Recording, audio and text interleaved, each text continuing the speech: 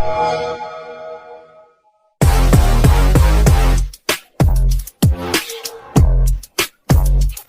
hai, halo semuanya. Sebelumnya, apa kabar nih semuanya?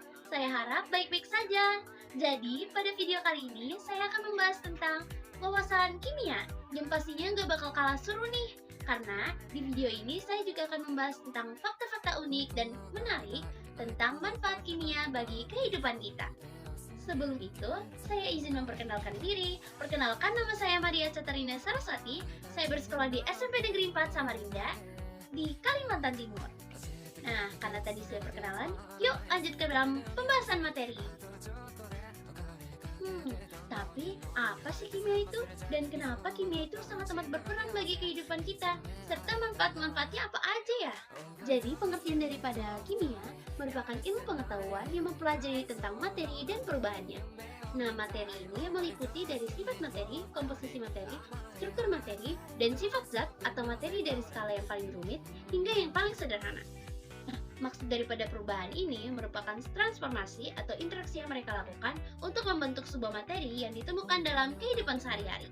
Atau bisa dibilang bahwa kimia itu merupakan suatu pengetahuan lebih dalam mengenai materi yang ditemukan dalam kehidupan sehari-hari. Jadi gak heran ya, kenapa kimia itu mencakup banyak sekali unsur dan juga pokoknya banyak banget nih, kayak unsur-unsur, zat, dan juga lain-lainnya. Bahkan kita sendiri nggak tahu dan juga nggak bisa ngelihat zat-zat tersebut, tapi ada. Nah, makanya itu manfaat-manfaat kimia ini memang sangat banyak. Jadi saya akan ambil salah satu contoh, yaitu manfaat kimia dalam perindustrian, spesifik di bidang perindustrian ya. Nah, walaupun memang perindustrian ini dampaknya agak sedikit negatif ya untuk kehidupan kita dan juga kadang merusak sumber daya alam, tapi manfaat-manfaatnya ada juga loh. Apa aja ya kira-kira? Faktanya banyak banget loh manfaat-manfaat dari bahan kimia ini. Ya, seperti bahan kimia ini bisa berperan menjadi bahan baku, bahan pengolah, dan juga bahan tambahan dalam perindustrian. Wah, jadi banyak juga ya. Jadi ada 3 kelompok nih, yaitu bahan baku, bahan pengolah, dan juga bahan tambahan. Nah, jadi bahan-bahan yang sudah terbuat dari bahan kimia tadi bisa digunakan dalam kehidupan sehari-hari nih. Nah, contoh-contohnya adalah cat. Nah, cat ini kan bisa digunakan untuk mengecat tembok, sepeda, pintu, jendela, dan lain sebagainya. Bahkan pakaian yang kita pakai sekarang itu juga mendapatkan warna yang sesuai karena diproses oleh bahan kimia tertentu seperti zat warna basah, zat warna asam, zat warna direk, dan lain sebagainya yang menjadikan pakaian tersebut menjadi bahan tekstil dengan warna yang diinginkan.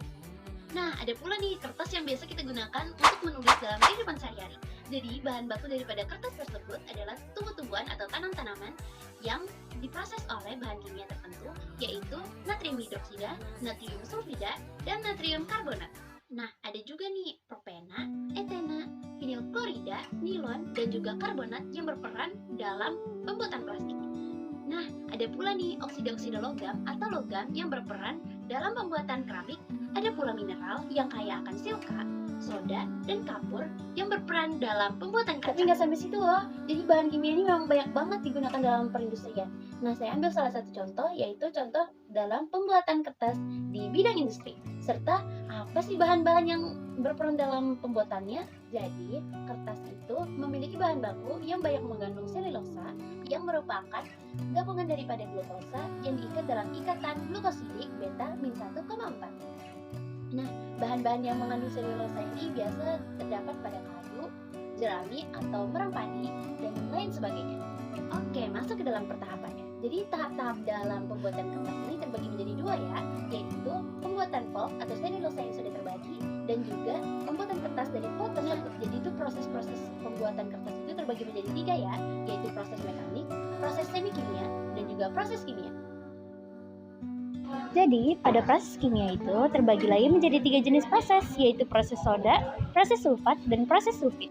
Nah, proses soda dan proses sulfat ini sering disebut sebagai proses basah, sedangkan proses sulfit disebut sebagai proses asam. Bahan baku dipotong menjadi potongan-potongan kecil yang dimasak dalam suatu tempat selama 3 jam. Nah, jadi itu selulosa yang tadi sudah dipisahkan daripada campurannya kembali disaring untuk menghilangkan zat-zat lainnya, serta pada saat selesai disaring itu, maka selulosa yang tadi akan berubah menjadi pulp. Nah, pulp tersebut terbagi menjadi 3, yaitu pulp halus, pulp kasar, atau bahan yang belum masak atau belum bisa dibuat menjadi bahan baku, karton ataupun kertas.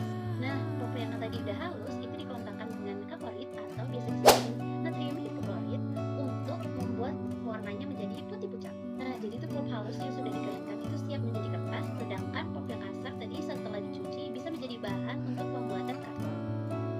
bahan-bahan yang belum hancur tadi itu bisa dimasak kembali seperti sulfat. Lanjut ke proses selanjutnya yaitu proses sulfat. Nah, di proses sulfat ini memerlukan campuran daripada zat natrium hidroksida, natrium sulfida, dan juga natrium karbonat untuk digunakan sebagai zat pemasak. Ke proses terakhir yaitu proses sulfit atau biasa disebut sebagai proses asam. Nah, di proses sulfit ini 11-12 lah ya sama proses basa atau soda ya. Tapi yang menjadi pembedanya itu satu, yaitu zat pemasaknya.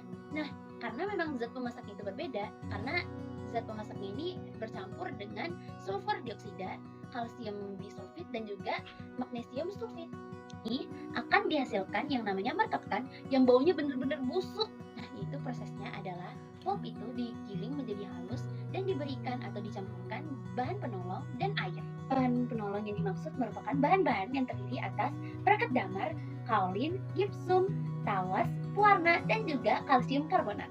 Nah, bubur campuran yang tadi sudah dicampurkan dengan bahan penolong dan juga air tadi dimasukkan dalam mesin pengepres supaya dapat menghasilkan lembaran-lembaran kertas yang dapat dikeringkan dan alhasil jadilah sebuah kertas.